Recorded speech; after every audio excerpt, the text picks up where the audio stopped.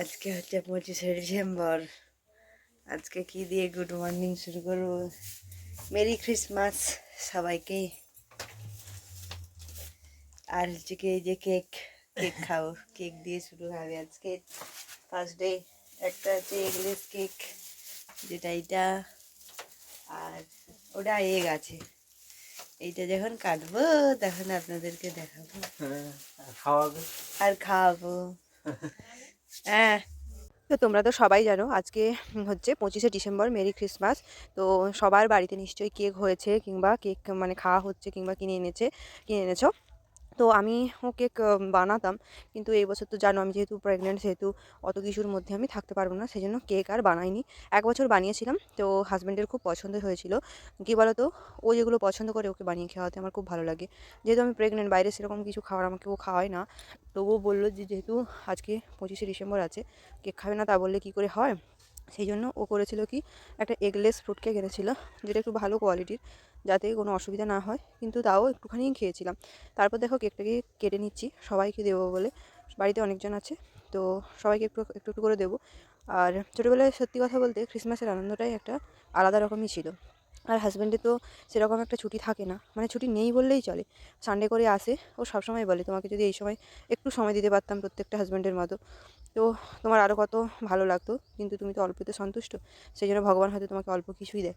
আর বারবার প্রত্যেক রবিবার মানে সানডেতে এসে বলে যে সত্যিই আমি খুব লাকি যে তোমার মতন একজন স্ত্রী পেয়েছি, যে অল্পতেই সন্তুষ্ট, যার কারোর প্রতি এক্সপেকটেশান থাকে না। এমনকি এখন যে প্রেগনেন্ট অবস্থাতেও কারোর প্রতি এক্সপেকটেশান নেই।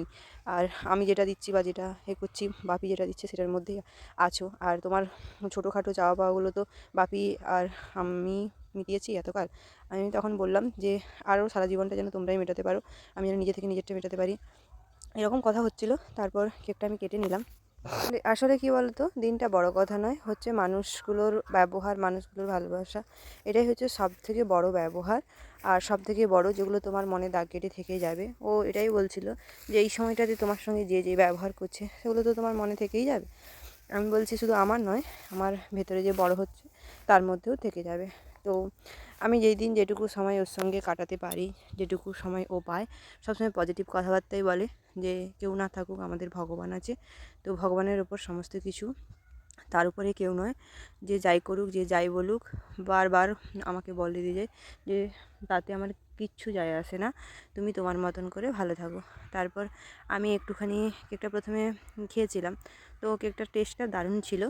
আর যেহেতু ও বলছিল যে তোমার এই কেকগুলো বেশি খাওয়া হবে না, কারণ কেকে কী সব দিয়ে বানিয়েছে তার তো কোনো ঠিক নেই, কতদিন আগে বানানো। তো যতই ভালো দামি কেক হোক না কেন, সেই জন্য বলছিল যে একটুখানি তুমি খাও। এবছর তো 25শে ডিসেম্বর পড়েছে বৃহস্পতিবার, সঙ্গে তুলসী পুজো দুটোই পড়েছিল। সেই জন্য এগলেস কেকটাই আমি বলেছিলাম যে যদি আনবে এগলেস কেকই নিয়ে আসবে, কারণ না হলে বাড়ির কেউ খেতেই পারবে না। তারপর এনেছিল, বাপিও একটা কেক এনেছিল, সে কেকটাও আছে। সে কেকটা আমরা এর আগের দিন একটু খেয়েছিলাম, রাতেই বাপি এনেছিল সব, মানে আগের দিন রাতে, তো রাতে একটু খেয়েছিলাম, তো সে কাটাটাও আছে। তারপর দেখো আমি আমার বাপিকে, হাজব্যান্ডকে, দুজনকে দিয়ে দিচ্ছি। আর দাদা এখনও ঘুম থেকে ওঠেনি, উঠলে সবাইকে দিয়ে দেবো আবার। আর কোনো কিছু জিনিস ওরা নিয়ে আসুক আর বাপি নিয়ে আসুক, সবসময় আমরা একটু ভাগ করেই খাই। তারপর বাপি এখানে খাবে না, না বলছিল, কারণ বাপির অ্যাসিড ট্যাসিড লাগছিলো। তারপর ওই খ্রিসমাস টিসমাস বাপি অত মানে না যে ওই দিন কেক খেতে হবে এমন কিছু না। ছোটোবেলায় প্রচুর পরিমাণে আমরা ছিলাম যে বাপি কখন কেক নিয়ে আসবে বসে থাকবো।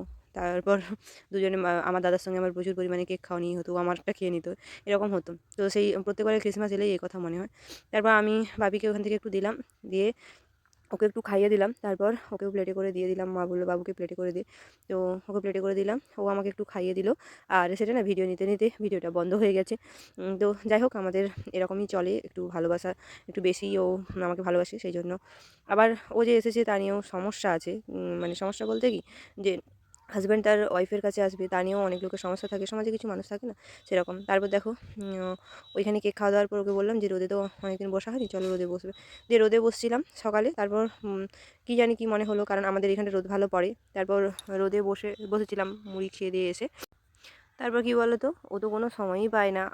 তারপর ও তো ব্যস্তই থাকে, প্রচুর কাজের চাপ থাকে। আর এদিকে আমাদের এই জমিটাতে প্রচুর রোদ লাগে আর প্রচুর ভালো লাগে। আমি তো সকালে একবার এসে বসি, দুপুরে একবার বসি।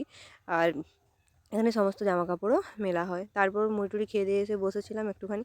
তারপর মা বলছিল যে তোর অন্য কিছু খাওয়ার আছে খা, তো সেগুলো খাবি, চলে আয়। তো সেই জন্য গিয়েছিলাম, কারণ এখানে তো থাকি সবসময় রেস্টেই থাকি। আর সত্যি কথা বলতে প্রেগনেন্সি পিরিয়ডটাতে না ওই জন্যই সবাই বাবা মার কাছেই থাকতে চায়, কারণ এর মতন সুখ শান্তি আর কোনো কোথাও নেই। এরকম করতে করতে ওই দিনের ভিডিওটা চলে গেল, মানে ওই দিন চলে গেল, হাজব্যান্ডও চলে গেল অনেক মানে দিন পর একটুখানি একটা ছুটি মানে পেয়েছিল, তাও অনেক রিকোয়েস্ট করার পরে। তো তারপর দেখো মিশো থেকে একটা পার্সেল আসছিলো, তো সেটাই তোমাদের সঙ্গে শেয়ার করব বলে তো এই ভিডিওতেও সেটা তোমাদের সঙ্গে শেয়ার করে নিচ্ছি। এখানে ছিল, যেহেতু প্রেগনেন্ট অবস্থায় কোনো জামাই ফিটিংস হচ্ছে না, সেই জন্য হাজব্যান্ড একটা জামা অর্ডার করে দিয়েছিল, কিন্তু সেটাতে এসেছিলো 25 ডিসেম্বরের পরে। মানে যেহেতু ক্লাসে যেতে হয় না, প্রচুর সমস্যা হয়, ফিটিংস হয় না কোনো জামা। তো এই সময় তো কোনো কিছুই হচ্ছে না, সেই জন্য দেখো জামাটা কেমন লেগেছে। আমি দিয়েছিলাম এই কালারের, সেম টু সেম এসেছে। তো জামাটা কেমন এসেছে আগে খুলি তারপর তোমাদের বলছি। আসলে জামাটা ছিল সুতিরই এসেছে জামাটা, আর যেরকমটা চেয়েছিলি সেরকমটাই এসেছে। তো আমার হাজব্যান্ড বলছিল কেমন কী আসবে, আমি তো অত বুঝি না, তুমি ভালো করে বোঝো। তো জামাটা খুব সুন্দর এসেছে, তোমরা দেখেছো নিশ্চয়ই আমার ভিডিওতে। তো আমার তো খুব পছন্দ হয়েছে, তোমাদের কেমন লেগেছে অবশ্যই কমেন্ট করে জানিও। আর মিশো থেকে আমি যতবার যা কিছু নিয়েছি মোটামুটি ভালোই এসেছে, একবারই একটা জিনিস শুধু খারাপ এসেছিলো। তো বাদবাকি সময়ে ভালো আসে। তো আমার হাজব্যান্ড বলছিল যে আমি যতবার জিনিস নিই ততবারই প্রায় সেরকম একটা ভালো আসেনি। আর জামাটার কালার দেখো একদম পাক্কা হলুদ ছিল। আর যেহেতু ক্রিসমাসের দিন ছিল, আর তোমার ছিল ওই দিনটাতে নিরামিষ, তো সেরকম ভালো কিছু খাওয়া হয়নি। আর এই পার্সেলটা এসেছিলো সানডেতে। সেদিন মা অনেক কিছু রান্না করেছিল, ভরা তরকারি করেছিল, আর এদিকে শাক, পালং শাক করেছিল, আলু উচ্ছের ভাজা করেছিল, পুঁটি মাছের পুঁটি মাছের তেঁতুল টক ছিল, সামুদ্রিক মূলা দিয়ে, লেবু দিয়ে, আর এটা কাতলা মাছ ছিল, তা দিয়ে একটা টক ছিল, তারপরে মাংস ছিল। তো খুব ভালো খাওয়া হয়েছিল, কারণ ওই দিন নিরামিষ ছিল, বলছিল যে বাবু এসেছে সেরকম কিছু খাওয়ানো হয়নি। আর এই দেখো জামাটা আমি পরেও বসে গেছি, তো আমাদের কেমন লেগেছে অবশ্যই জানিও। এই একটা দিন যেদিন হাজব্যান্ডের সঙ্গে খেতে বসতে পাই, ও খুব মিস করে, বলে সারা সপ্তাহ ওয়েট করে থাকি কখন তোমার সঙ্গে খেতে যাবো, খেতে বসবো। তারপর দেখো খাওয়া দাওয়া কমপ্লিট করে একটু সরষা খেতে গিয়েছিলাম, ওইখানে একটু ভিডিও শ্যুট করব বলে।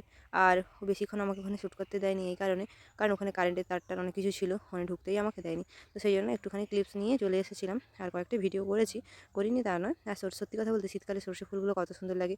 ও বলছে আগের বছর তুমি কত ভিডিও বানিয়েছিলে, আগের বছরের সমস্ত ভিডিওগুলো দেখো, আর এবছর আমরা 2জন থেকে 3জন আছি, সেই জন্য কত সাবধানে তোমাকে থাকতে হবে। আসলে কি বলো তো, সমাজ এমন একটা জায়গা, সমাজের থেকে বিশেষ করে কাছের মানুষরাই হয় যাদেরকে কাছের মানুষ বলা যায় না, মানে যারা তোমার দুঃসময়ে থাকবে না, তোমারকে চাইবে যে তাদের দুঃসময়ে যেন তোমরা তার পাশে থাকো, এরকম টাইপের। তো যে কটা দিন আমরা বাঁচবো একটু আনন্দ সুলভ করে বাঁচবো, সেই সমস্ত মেন্টালিটি এখনকার মানুষদের মধ্যে নেই। আর সেই জন্য ও সবসময় বলে নিজের মতন বাঁচো, নিজের মতন থাকো, দেখবে তোমাকে যে যা বলছে তোমার কোনো কিছু গায়ে লাগবে না। সত্যি কথা বলতে আগে গায়ে মাখতাম, ভাবতাম যে মানুষ কেন এরকম বলে, এখন আর ভাবি না। এখন ভাবি আমার সন্তান, আমি, আমার হাজব্যান্ড, আমার বাপি মা, এদেরকে নিয়েই আমার জীবন, তো এদেরকে নিয়েই আমাকে চলতে হবে, এদেরকে নিয়েই আমি বাঁচবো। তারপর দেখো মাঠে একটু ঘুরু করলাম দুজনে, একটু রিলস বানালাম, বানানোর পরে তারপর চলে এলাম। ও বলছে যে জীবনে এটাই হচ্ছে আমাদের সবথেকে এমন একটা সময়, যে সময় কত আনন্দের অনুভূতি, সঙ্গে কত মানুষকে চেনা যাচ্ছে, তাই না? তারপর দেখো আমার কমলালেবু একটুখানি খেতে ভালো লাগে না, কেন জানি না, আমি প্রেগনেন্সি পিরিয়ডে। তো ও এনেছিল কমলালেবু, যেহেতু কোনো ফলই ছিল না, আর মাসের শেষ মানে হাতটা অনেকটাই খাঁজ হয়ে গেছে ওর, কারণ সাহায্য করার মতন লোক খুব কম। তারপর কমলালেবুটা একটু খেলাম, খেয়ে দিয়ে তারপর একটু রেস্ট নিলাম। তো আজকের ভিডিওটা এই পর্যন্ত।